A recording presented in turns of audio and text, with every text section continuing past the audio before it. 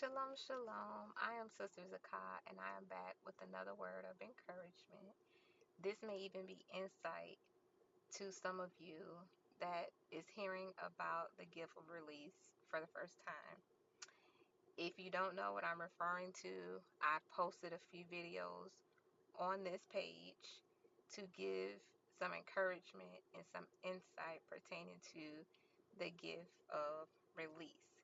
Today, I'm going to be covering why some, if not most, don't take advantage of the gift of release.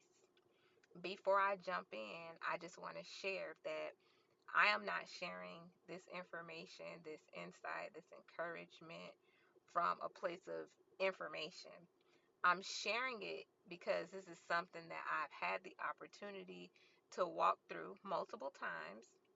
So I've felt the feelings, I've thought the thoughts, I've stopped, I've started, all the things. And so I am sharing what I'm sharing to be of an encouragement to my brothers and sisters.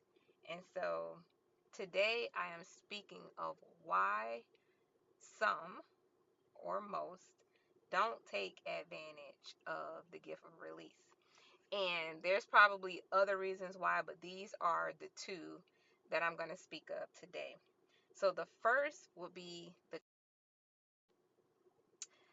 so the first would be the conditions that people are currently in. The second thing is the reasoning.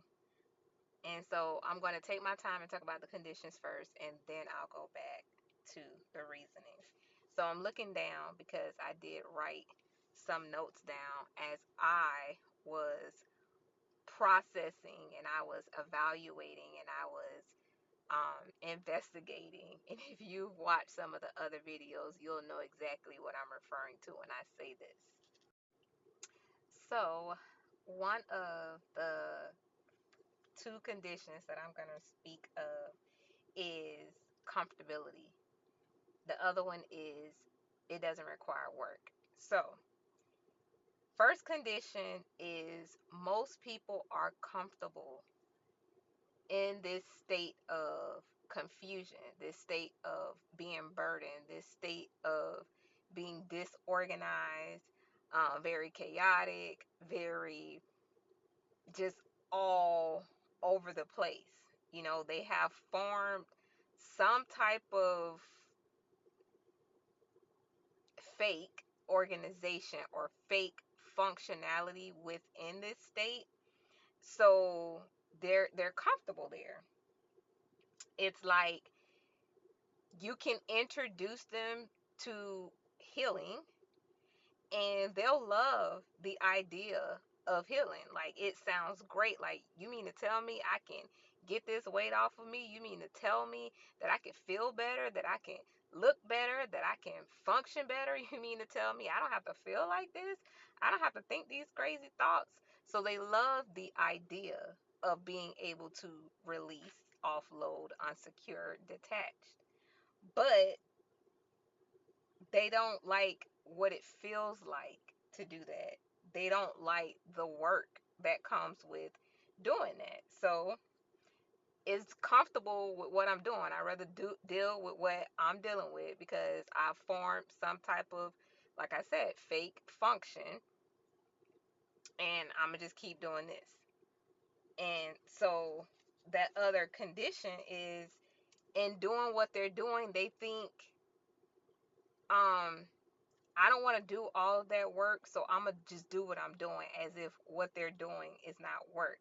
The only difference is the work within the gift of release moves them to the better, the functionality of how they were created to function versus the work that they're doing. It moves them further and further away from functionality into even a greater level of dysfunction. And so the idea of not doing the work could be two things. They could just be lazy and they don't want to do it, or they could be captive, meaning I like the idea of feeling good, looking good, sounding good, doing good, but I'm captive because I don't really know how to do it. Like, I hear you telling me there's a gift of release. I hear you saying you can do it, all of the things, therapy, all these things that you're throwing out at me. But I feel captive. I feel like I feel stuck, like I can't do it. And these are typically the people that don't take the time to educate, and they lack the tools necessary. So educating ourselves is very, very, very important. That's a part of doing the work. Getting the necessary tools to help us in the process, that is a part of the work. But if I am captive or I am lazy, I'm not even going to think to educate myself. I'm not even going to think to research what tools I need, or to even ask or get access to these tools. That's a part of not working, a condition, and why people do not take advantage of the gift of release. Um, a part of the conditions that I've spoken of, people like the negative or the false attention that they receive when they're in that condition.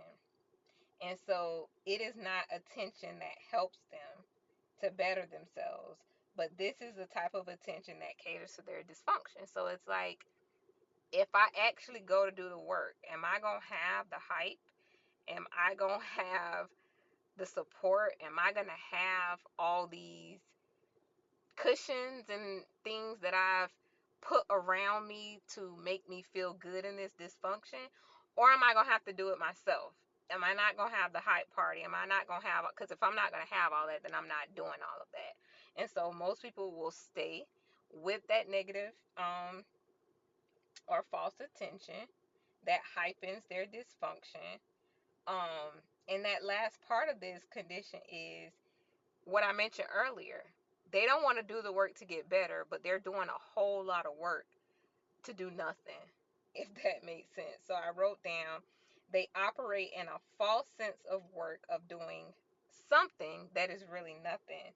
And that can be just being negative, having a victim mindset, or the treatment that they get for being a victim, or portraying a victim like character, feeling sorry for themselves, and feeling needy, and liking drama, like I mentioned, like drama, that chaos, all of those things. So that is the condition side of why many or most don't take advantage of the gift of release. Now I'm going to move on to the reasoning side.